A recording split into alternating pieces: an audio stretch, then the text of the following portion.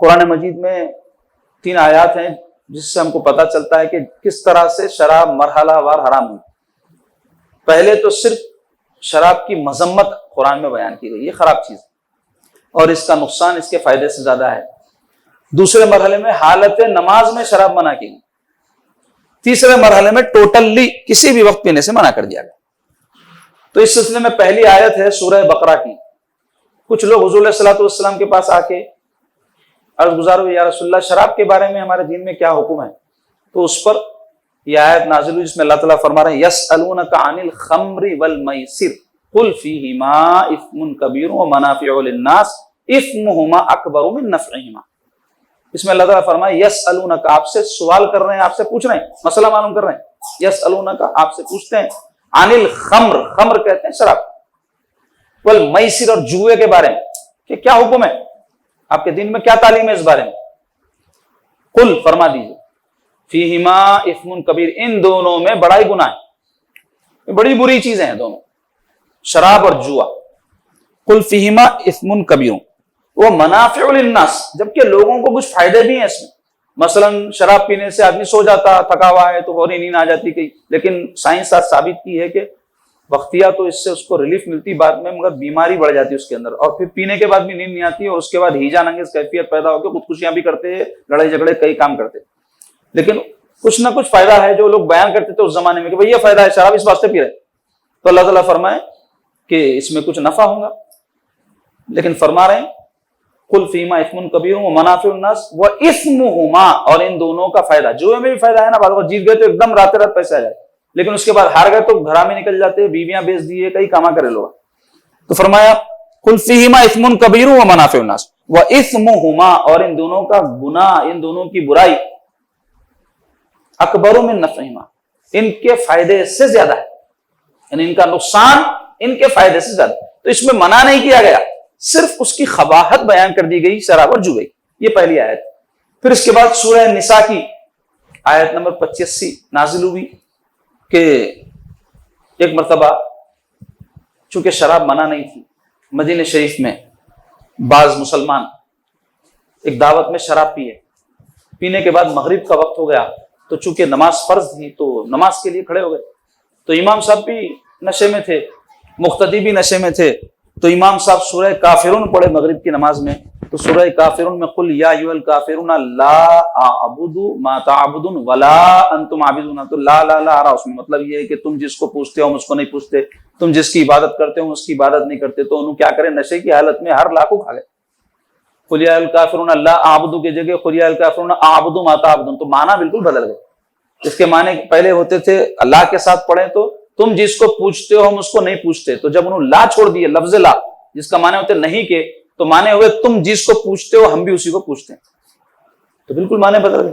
حضور پاک علیہ الصلوۃ والسلام کو اس بات کی اطلاع دی گئی تو پیارے آقا علیہ الصلوۃ والسلام پر یہ آیت نازل ہوئی جس میں اللہ تعالیٰ فرمایا یا ایھا الذین آمنوا لا تقربوا الصلاۃ وانتم سکارى حتى تعلموا ما تقولون۔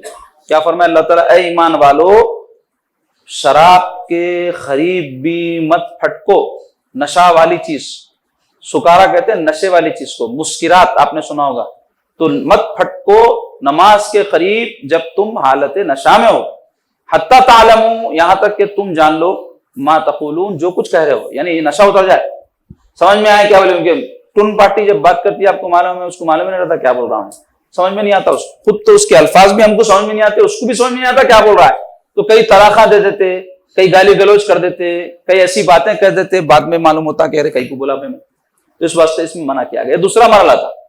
تیسرا مرحلہ آیا جناب، ایک مرتبہ ایسی ایک دعوت ہوئی اور شراب چونکہ صرف نماز میں پینا، نماز کی حالت میں منع تھا اور اس کے بعد پی سکتے تھے، تو مسلمانوں میں سے بعض لوگ پی لیے، پینے کے بعد میں جھگڑا ہوگا ان میں، کیونکہ پی لیے تو شرابیاں لڑ لیتے نا، تو ویسا لڑ لیے، لڑنے میں بڑے بڑے باتیں ہو گئے، تو کوئی غصے میں آ کے کسی دوسرے شخص مسلمان کو ایک ہڈی اٹھا کے اونٹ کی سر پہ مارتے سر پھڑ گیا۔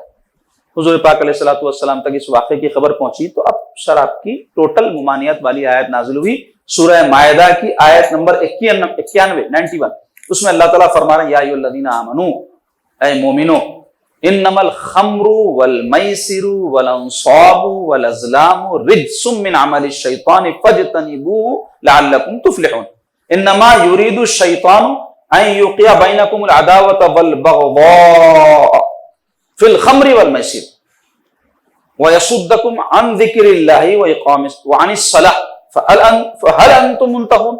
اس آیت میں اللہ تعالیٰ فرما رہے اے ایمان والو یقیناً خمر یعنی شراب، والمیسر جوا، والانصاب بتوں کے تھان یعنی جو بتوں کے لیے علامت بنائے جاتے ہیں وہ، والازلام پانسے یعنی فال نکالنا بولتے نا، تو اس زمانے میں کافر فالا نکالتے تھے. رجس یہ کیا ہے؟ گندگیاں ہیں بولے اللہ تعالیٰ. یہ چار چیزیں، صرف چار ہی مراد نہیں ہے، اس آیت میں چار بیان ہوئی، دوسری جگہ بہت ساری رجس بیان ہوئی ہیں.